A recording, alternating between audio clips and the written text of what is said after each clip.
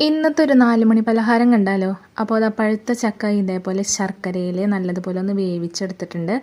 എന്നിട്ട് ഇതിലോട്ട് വറുത്ത അരിപ്പൊടി ഒരു ഗ്ലാസ് ഇട്ട് കൊടുത്തിട്ടുണ്ട്. കുറച്ച് ചെറിയ ജീരകം, കുറച്ച് എള്ള്, പിന്നെ കുറച്ചധികം നാളികേരവും ഇട്ടിട്ട് നമുക്ക് നല്ലതുപോലെ കുഴച്ചെടുക്കാം. ഈ ചെറിയ ജീരകം, എള്ളും നാളികേരമൊക്കെ എൻ്റെ പലഹാരത്തിലെ സ്ഥിരം ഐറ്റങ്ങളാണ് കേട്ടോ. വീഡിയോ കാണുന്നവർക്കറിയാം. ഇനിയൊന്നുമില്ല, ഒരു നല്ല ഇലയിൽ ഇതേപോലെ അങ്ങ് പരത്തിയെടുത്ത് ഇഡ്ഡലി തട്ടിലോട്ട് വെച്ചെടുക്കാം. കുറച്ച് ലൂസായാലും കുഴപ്പമില്ല, നമുക്ക് പരത്തിയെടുക്കാൻ വലിയ ബുദ്ധിമുട്ടൊന്നുമില്ല. അപ്പോൾ ഞാൻ എല്ലാതും ഇതേപോലെ അങ്ങ് പരത്തിയെടുത്തിട്ട് ഇതിലോട്ട് വെച്ചിട്ടുണ്ട്. ഞാൻ എല്ലാം കൂടി ഒരുമിച്ചാണ് വെച്ചത്. എന്നിട്ട് നമുക്ക് മീഡിയം ഫ്ലെയിമിൽ അടച്ചു വെച്ചിട്ട് വേവിച്ചെടുക്കാം. ഒന്ന് തുറന്നു നോക്കിയപ്പോൾ വെന്തിട്ടില്ല കേട്ടോ. ഞാൻ എൻ്റെ ഒരു മടിക്ക് എല്ലാം കൂടി ഒരുമിച്ച് വെച്ച കാരണം കൊണ്ട് വേവാനായിട്ട് കുറച്ച് പണിപ്പെട്ടു. സെൻട്രലിൽ വെച്ചിരിക്കുന്നതിലൊക്കെ ആവി കയറി വേവാനായിട്ട് കുറച്ച് സമയമെടുത്തു. അപ്പോൾ അതാ പിന്നീട് തുറന്നു നോക്കിയപ്പോൾ അത് സംഭവം നല്ല സെറ്റായിട്ട് കിട്ടിയിട്ടുണ്ട്. അപ്പോൾ നമ്മുടെ ആവിയിൽ വേവിച്ചിട്ടുള്ള ചക്കട റെഡി ആയിട്ടുണ്ട്. ചക്കട ഇഷ്ടമുള്ളവരുണ്ടെങ്കിൽ കമൻറ്റ് ചെയ്യാം കേട്ടോ. Thank you.